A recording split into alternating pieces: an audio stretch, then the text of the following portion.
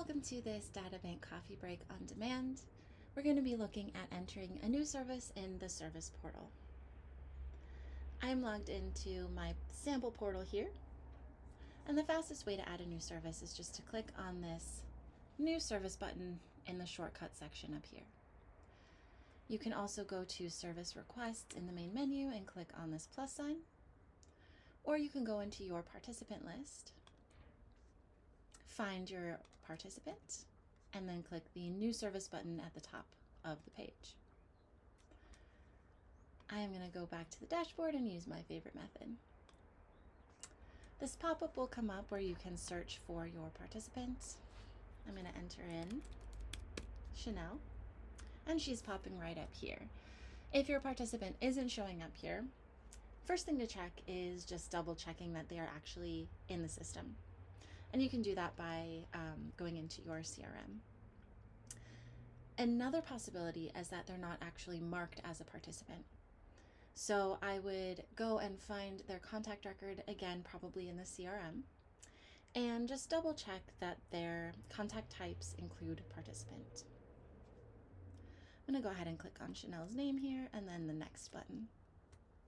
And I'll be brought to this page where I can enter in all of my service details.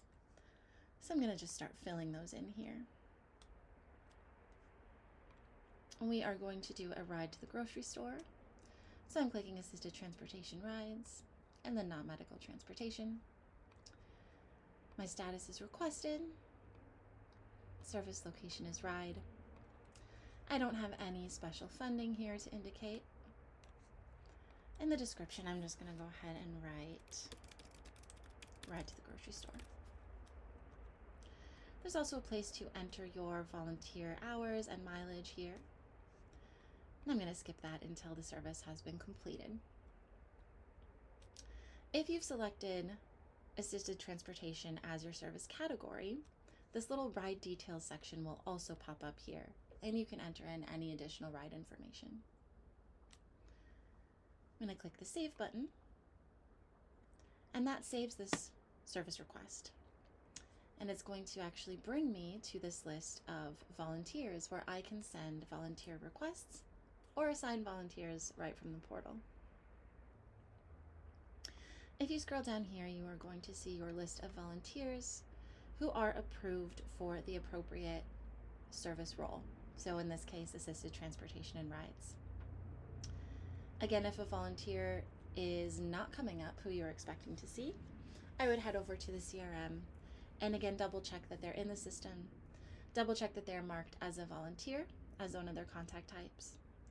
And also go into their volunteer tab and make sure that the service category is checked under their approved service roles. You can also update a volunteer's approved service roles right here in the portal. So if they're already in the system, if they're already marked as volunteers, and you just need to update their service roles, you can do that right here as well. For now, though, I think I am going to see if a few volunteers are available. So I'm going to click on Dolly Parton's name here. I think she'd be great for this. And you can see if you click that little arrow, it expands into a contact card for Dolly. You can see her contact information and some basic availability, as well as her approved service roles. So if I want to invite Dolly to perform this particular service request, I can click on this little send invitation button right here. You'll see this pop up just confirming that you want to send that email invitation. And if you click on that, you'll get a little confirmation. And essentially what that does is sends an email to Dolly saying that there is a service request that they need a volunteer for. And it is going to give her the option to indicate a yes or no as to her availability. So there will be buttons right in the email that she can click. If she clicks yes or no or maybe, they are going to be highlighted then here automatically. So let's say that she is available and she clicked yes. This is what that's going to look like. So this green is going to be highlighted here. I just did it manually so you can see what it looks like. Once your volunteer has responded to that email invitation, you should get a notification as well. And if you want to assign them to the service, you can come back to this page and actually click this Assign button here.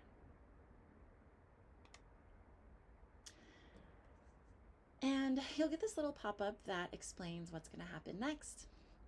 This is going to send another automatic email to that volunteer letting them know that they've been selected to provide the service.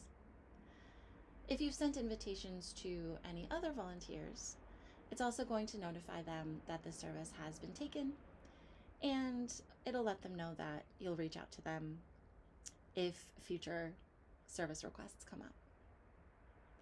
So I'm going to go ahead and click this Assign button. And now the formatting has changed on Dolly's name. It's really easy when you're scrolling through to see who's been assigned here. And then at the top, you can see your general service details very clearly, and Dolly's name has been added under volunteer staff name. So I'm going to scroll all the way to the bottom then and click Done. It's going to take me back to the page I was on, in this case, the dashboard. And because this service is taking place within the next week, it is going to show up right on my dashboard here. So this is showing anything that's coming up in the next 7 days. If I need to edit this request, you can click on this date here. It'll pop up the details for the service request, and then you can press the edit button. If you need to make changes to the volunteer, you can also click on this little invite section up here, and you have the option to unassign Dolly as well. If you do this, they will also get a notification that they've been unassigned, and it will send everybody else who you have previously invited. It'll send them an email letting them know that this service is available again in case they're interested. So I'm going to go ahead and just unassign so you can see what that looks like. And now Dolly's name has just returned to normal, just like everybody else's here. And you can go through whatever parts of that process you need to find a volunteer to assign for this. When you're done editing, you can just click this Done button at the bottom. And you'll see I unassigned Dolly, so now this is showing up right here as unassigned. Just super helpful on the dashboard to be able to log right in and see right away there's stuff coming up in the next week that I need to work on, so I need to get this assigned. You can also click on service requests over here to see a full list of all of your upcoming service requests. And you can see this one we just created right here.